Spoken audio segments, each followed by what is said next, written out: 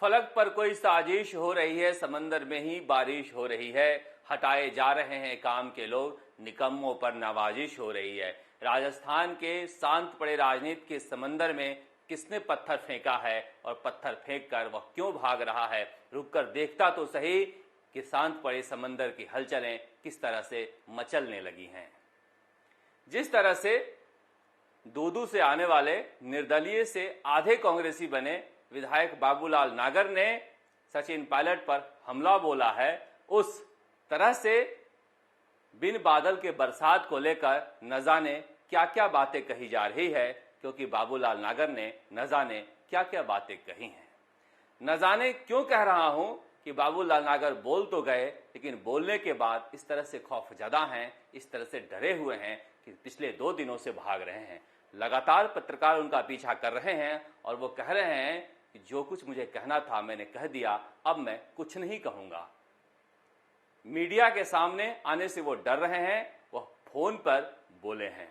ऐसे में सवाल उठता है कि जो बातें उन्होंने कही है, यह बातें मुख्यमंत्री अशोक गहलोत और उनके इर्द गिर्द रहने वाले लोग काफी लंबे समय से कहते आ रहे हैं कि सचिन पायलट ना होते तो 99 सीटें नहीं आती, 150 आती।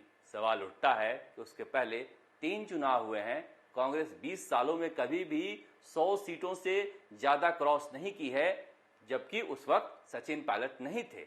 ऐसे में इस तरह के आरोप चस्पा नहीं हो सकते हैं। उसके बाद भी उन्होंने बहुत सारे बातें कही हैं। अब सवाल उठता है कि किसके दबाव में कही है? अगर खुद से कहे होते तो अपनी बात दोहराने का साहस उनके पास होता। कौन कहलवा रहा है और क्यों कहलवा रहा है? क्यों उकसाया जा रहा है सचिन पायलट के लोगों को? लेकिन सचिन पायलट भी अब रणनीति बदल दिए हैं। जिस तरह से मुख्यमंत्री अशोक गहलोत खुद कुछ नहीं कहते हैं और अपने लोगों को आगे कहकर कहलवाते हैं, ठीक वही रणनीति अब सचिन पायलट ने अपना लिया है। जैसे ही गहलोत गुट की तरफ से हमला बोला जाता है, सचिन पायलट का एक हरावल दस्ता तैयार है जो पलट कर वार करता है और ऐसा वार करता है कि फिर जवाब दिए बिना बनता नहीं है। अब सवाल उठता है कि जिस तरह से ऐसा लग रहा था कि अजय माकन के दौरे के बाद सब कुछ ठीक ठाक चल रहा है, तो फिर कौन बिगाड़ने की कोशिश कर रहा है? यह बार बार दोष सचिन पायलट पर दिया जाता है, लेकिन जब भी कुछ ठीक चल रहा होता है, सचिन पायलट पर सीधे सीधे अपशब्दों के जरिए, घटिया आरोपों के जरिए आक्रमण किया जाता है। बीजेपी नहीं कर रही है, यह कांग्रेस में आए लोग और खुद को कांग्रेसी कहने वाले लोग इस तरह के आरोप लगा रहे हैं। बाबूलाल नागर को कांग्रेस ने क्या क्या नहीं दिया। जेल में थे तब भाई को टिकट दिया और उसके बावजूद इस तरह की बातें कह रहे हैं कि सचिन पायलट ने हमारा टिकट काट दिया। सचिन पायलट के हाथ में अगर टिकट बांटना होता तो मुख्यमंत्री अशोक गहलोत मुख्यमंत्री नहीं बनते, बल्कि मुख्यमंत्री सचिन पायलट बने होते। मुख्यमंत्री अशोक गहलोत को जिनको टिकट देना था उन्होंने टिकट दिलवाया था और वही लोग अशोक गहलोत के साथ खड़े थे मुख्यमंत्री बनाने में। इसलिए यह बात सचिन पायलट पर सही नहीं बैठती है, यह आरोप चस्पा नहीं होता है। लेकिन बार बार मैं यही कह रहा हूं कि राजस्थान की राजनीति में कौन गंदगी फैलाना चाह रहा है। जब सचिन पायलट और उनके लोग चुपचाप कांग्रेस पार्टी के लिए काम करना चाह रहे हैं, महंगाई को लेकर सड़क पर उतर रहे हैं, कृषि बिल को लेकर सड़क पर उतर रहे हैं, तब वार क्यों किया जा रहा है? क्यों उकसाया जा रहा है? और फिर उकसाने के बाद यह आरोप लगाने की कोशिश की जा रही है यह तो सरकार से मतभेद रखते हैं, इन्हें सरकार में हिस्सेदारी कैसे दी जा सकती है?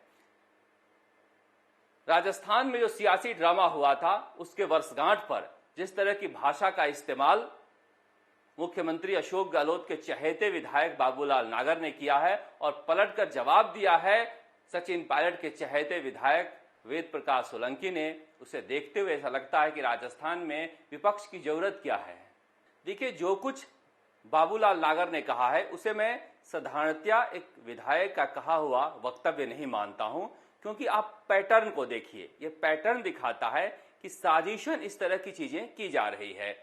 रामकेश मीणा बोलते हैं, संयम लोढ़ा बोलते हैं, संदीप यादव बोलते हैं, बाबूलाल नागर बोलते हैं और सब सचिन पायलट पर हमला बोलते हैं, सीधे सीधे एक व्यक्ति को निशाना बनाते हैं, बीजेपी पर हमला नहीं बोलते हैं। ऐसे में जिस तरह की बातें ये विधायक कह रहे हैं सचिन पायलट के बारे में और पलटकर पायलट गुट की तरफ से करारा जवाब दिया जा रहा है, उसे देखते हुए लगता है कि राजस्थान में विपक्ष की जरूरत ही नहीं है। आपस में इस तरह से लड़ते रहे तो दोनों ही गुट लड़के खत्म हो जाएंगे और खत्म नहीं होंगे तो जनता तो घर बैठा ही देगी।